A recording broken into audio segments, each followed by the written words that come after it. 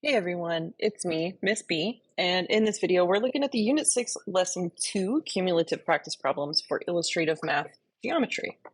So we're going to get started with this first question here, which is to match each coordinate rule to a description of the resulting transformation.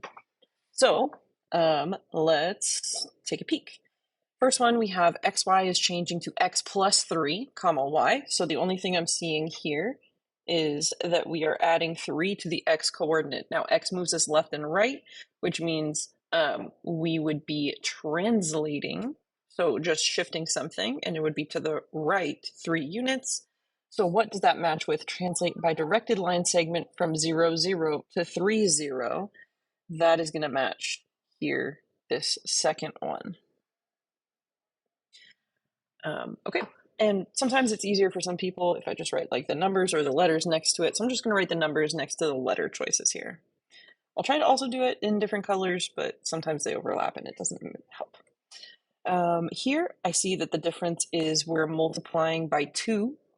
And so this, when you're multiplying, that's going to be a dilation. And so the only one here that's a dilation is the third option, which is to dilate using the origin and a scale factor of 2. And so anytime you just take a number and multiply it by a scale factor, you're using the origin as a center. So this is option 3. The next one, we are adding 4 to the y coordinate, which means we're only going to be affecting the y, and that one is going to match up here with number 1, which is translate by the directed line segment from 0, 0 to 0, 4, because we're adding 4. So that matches with 1. I'll cycle back through my colors again.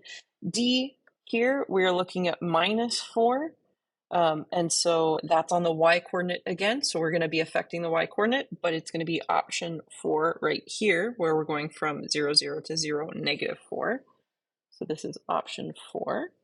And then the last one, E, should match up with number 5, but let's check it anyways, just to ensure that it does. So this says minus 3 on x and plus 4, which means, yep, minus 3 and a positive 4. This is going to match up with this translation here. So this one would match with number 5. And that's how those match up. That's that first question. Question 2 is one of my letters here is a little bit off, but it says label the result as T. It just put my T like way over on the side here. So we're going to follow our instructions. Draw the image of triangle ABC under a specific transformation and then label the result T. Then we're going to draw the image of it under a different transformation and label the result R. So let's do this first one in blue, since I already wrote the T here in blue.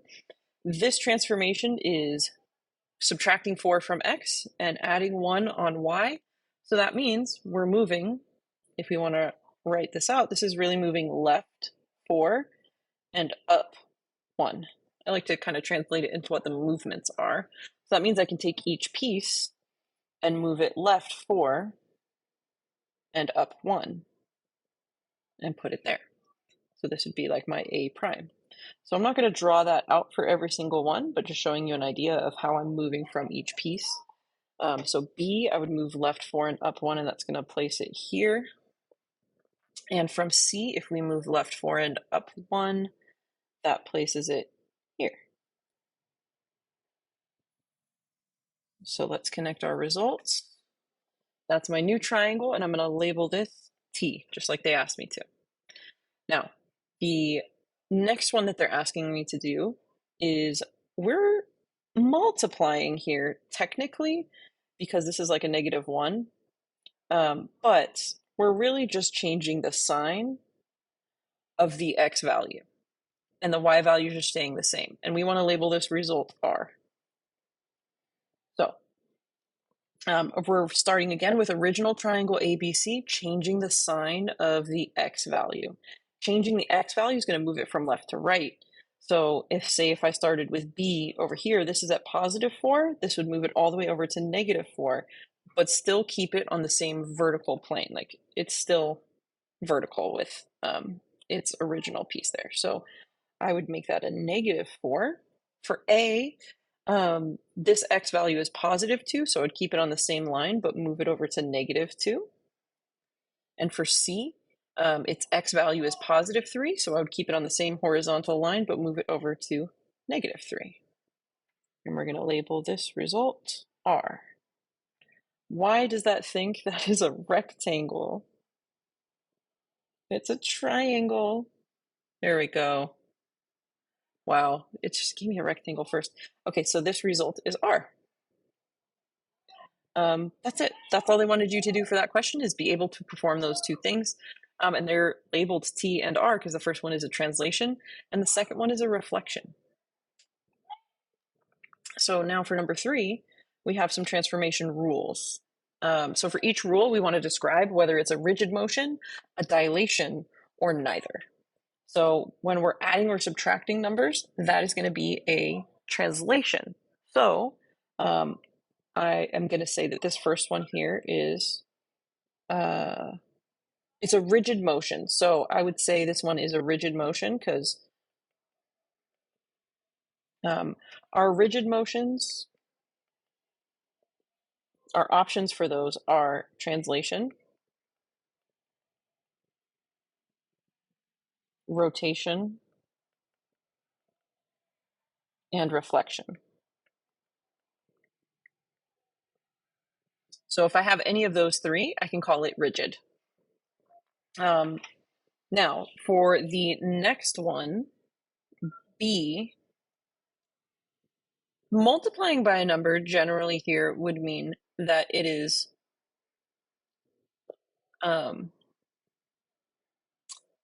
a dilation, but this one would be uneven and it wouldn't be a constant scale factor. So I would say that actually this one is neither, but the one below it, I would say, is a dilation, because the dilation has a consistent scale factor of 3.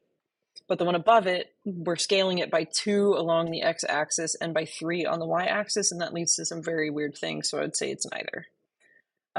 Now, for D, I believe, is still going to give us a rigid motion, but let me check on that one. So 2 minus x. So this is changing the sign of x. So we're changing the sign of this. So that would be like, this portion would be reflection. But since it's 2 minus, it's like negative x plus 2. So if we break it down that way, it's a reflection just across the y-axis, and then we're adding 2 along the x value. So yeah, I would say that this one still qualifies as rigid. It's just a very weird combination of a couple things here. So then that's going to be it for the first page, and we're going to flip over to the back. Okay, so on the back side here, we're going to start with number 4. They're asking us to reflect over the line x equals 0. Now, x equals 0 is not the x-axis. This is the y-axis. And that's because the x value is consistent at being 0, and a x value of 0 is here. So left to right, it's consistent, but it's allowed to be whatever it wants to be up and down. So it is actually the y-axis right here. So first we're going to reflect over x equals 0, and if you don't trust me, you can also always graph it through Desmos and double check. But I promise it is the y-axis when you have x equals 0. So let's reflect across that, and then we're going to call our new triangle A prime, B prime, C prime. So I'll do that reflection here, I guess in red. So I'll place A right across here. That's A prime. B is going to go 2 spaces across, so it'll be right here, B prime. And C is on the x-axis, so it's just going to change from +3 to -3, and this is going to be C prime. So let's draw this triangle here, and there we go, we have a triangle.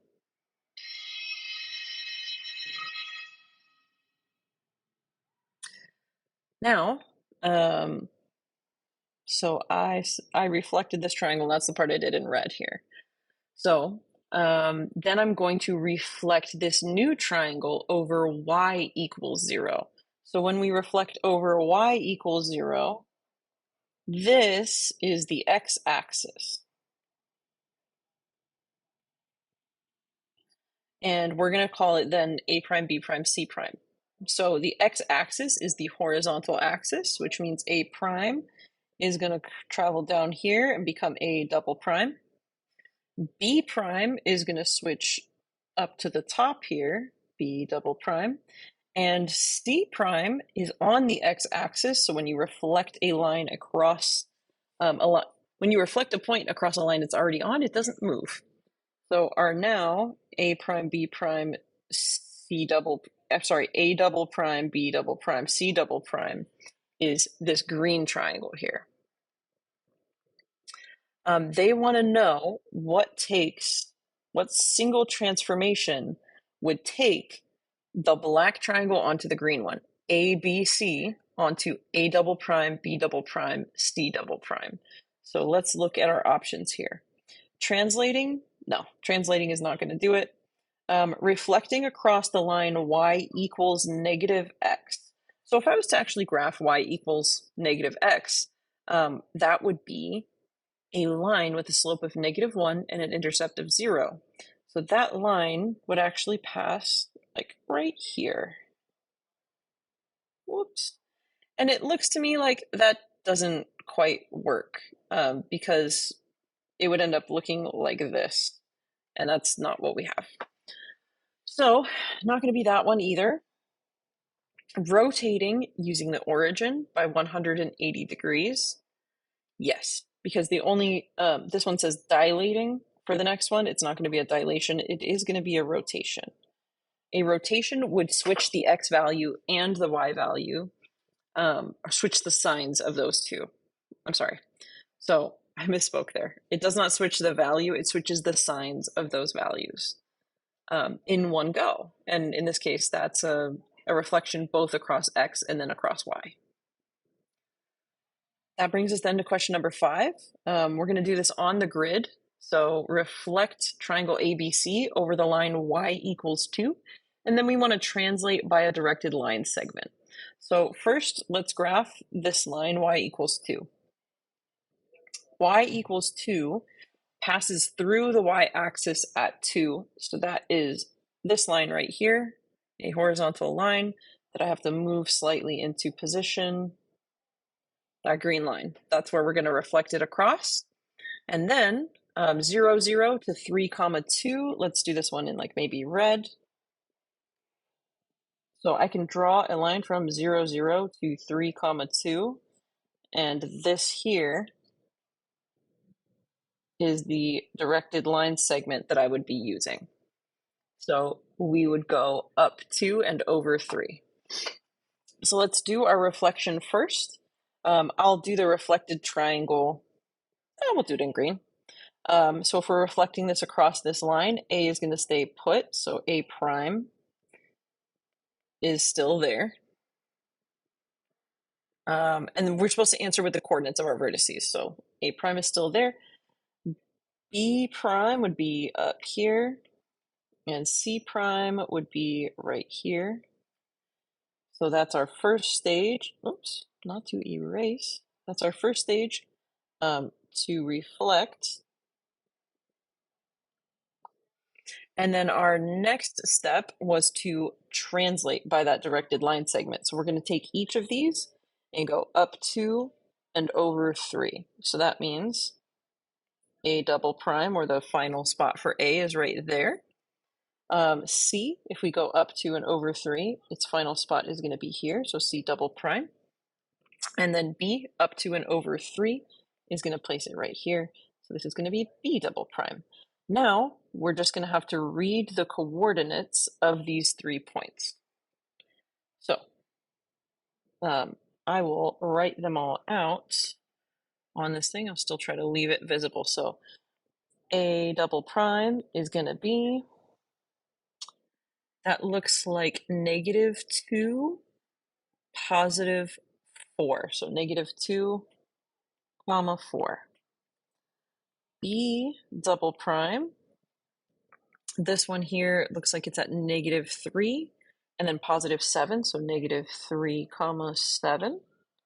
And C double prime is going to be at, it's on the y-axis, so the x value here is 0, and then it hits it at 6, so 0, 6. And these would be the coordinates of the final vertices. We're skipping questions 6 and 7, and then our last question here is question 8. So they're asking us to reflect A, B, C, D across line C, D, and what is the ratio of the length of segment A prime to segment AD? Explain or show reasoning. Well, I don't really have space to do the reflection on here, but I am going to kind of just trace it and then show the reflection below. So I also don't have a ton of space, but I'm gonna kind of white out this section here that says it's from Unit 2, Lesson 1, just so that I do have space to write on top of, just in case I need it. So let's trace over a square here.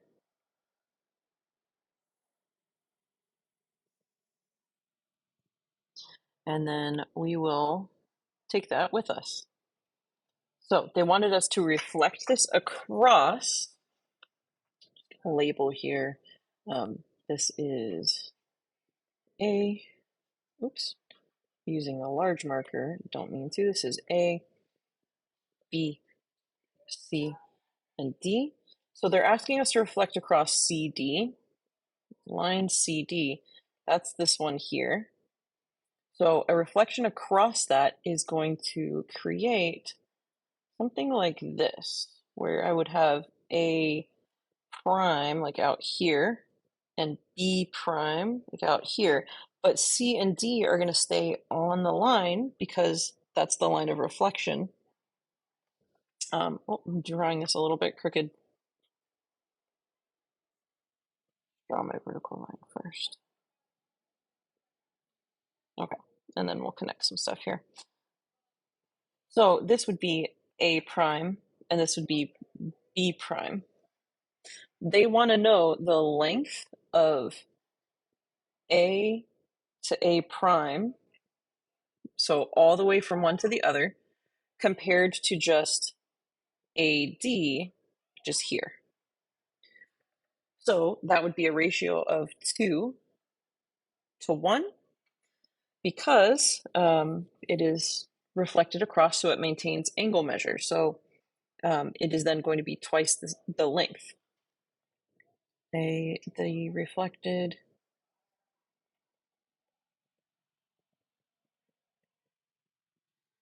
image is congruent. So A prime is twice the length of AD. And there's my explanation. And that's it for this homework video because all the geometry assignments now are only one side, front and back.